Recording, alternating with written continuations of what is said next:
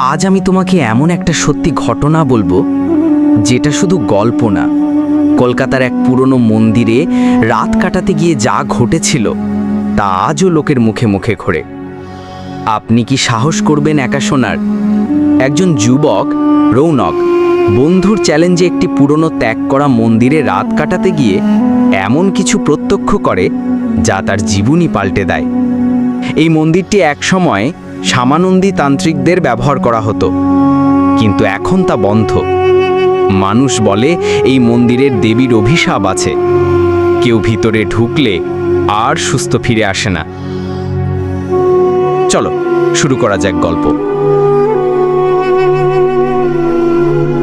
2017 সালের জানুয়ারি মাস। ঠান্ডার দিনে সন্ধে নামছে একটু আগে। দক্ষিণ কলকাতার নাকতলা এলাকা, যেখানে পুরনো দিনের কিছু গলি আর ভাঙা বাড়ি এখনো নিজেদের অস্তিত্ব বাঁচিয়ে রেখেছে। রৌনক 21 বছরের একটা ছেলে, সাউথ সিটি কলেজের ফাইনাল ইয়ারে পড়ে। বন্ধুবান্ধবের মাঝে সে নির্ভীক বলেই পরিচিত। ভূতের গল্পে সে হেসে উড়িয়ে দেয়, ভূত বলে কিছু নেই রে ভাই। একদিন সন্ধেবেলায় বন্ধুদের আড্ডায় মদ্যপানের মাঝে প্রসঙ্গ ওঠে নাকতলার এক পুরনো সামানন্দী মন্দিরের। তুই জানিস না বুঝি, ওই মন্দিরে রাতে গেলে কেউ আর সুস্থ ফিরে আসে না, বলল শুভ। আহা, গাল গল্প, একদিন গিয়ে ঘুরে আসবো দেখি কেমন ভূত, চ্যালেঞ্জ ছুড়ে দেয় রৌনক। সবাই বলে, তুই যাবি? তাহলে আজ রাতেই যা, সাহস থাকলে প্রমাণ কর। রৌনক হেসে বলল, গেলেই যাচ্ছি, কাল তোদের সেলফি দেখাবো মন্দিরের ভেতর থেকে। সেই রাত 11টা। ঠান্ডা হাওয়া বইছে, চারপাশে কুয়াশা জমছে।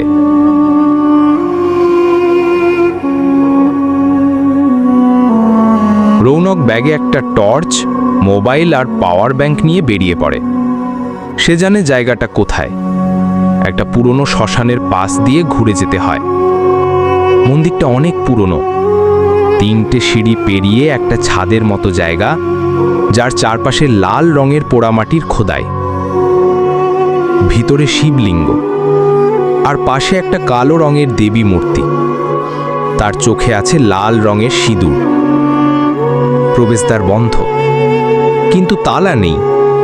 সে ধাক্কা দিয়ে দরজা খুলে ভিতরে ঢোকে।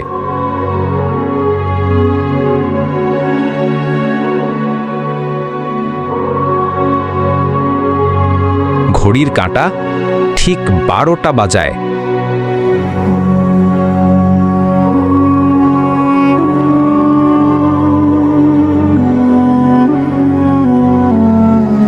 রৌনক মন্দিরের ভিতরে ঢোকার সঙ্গে সঙ্গে একটা কাঁপুনি ওর গায়ে লাগে।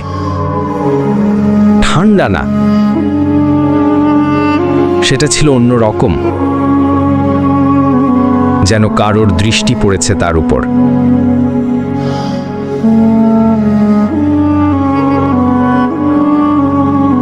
টর্চের আলো ফেলে দেখে মেঝেতে ধুলো জমে আছে।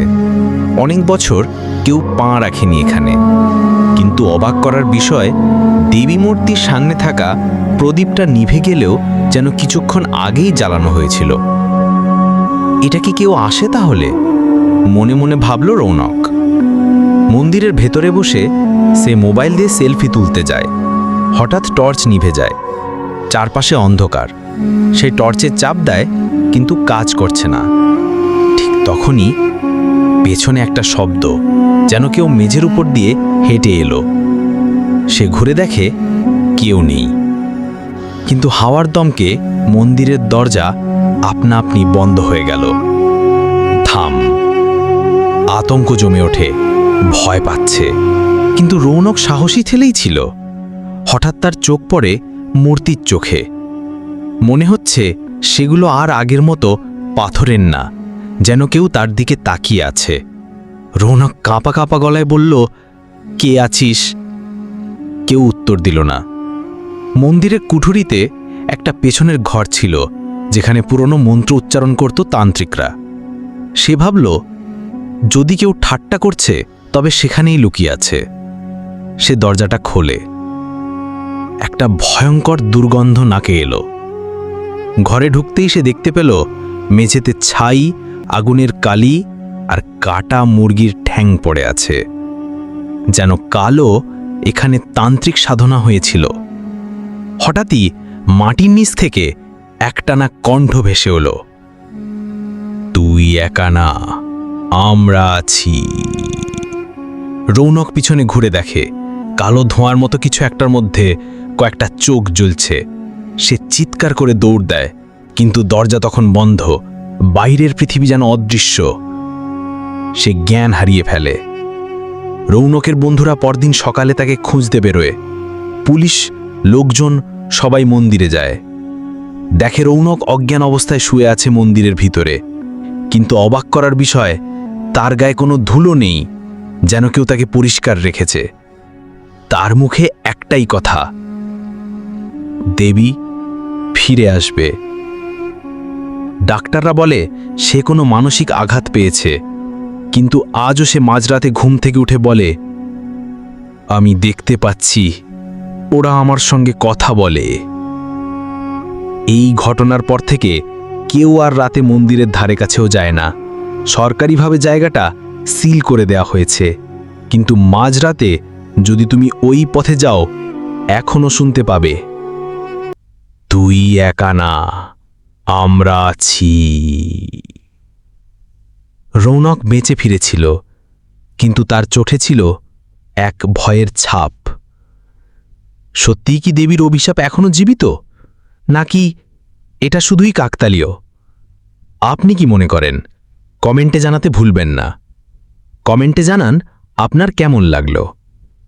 চ্যানেল সাবস্ক্রাইব করুন নতুন নতুন ভয়ঙ্কর গল্প পেতে।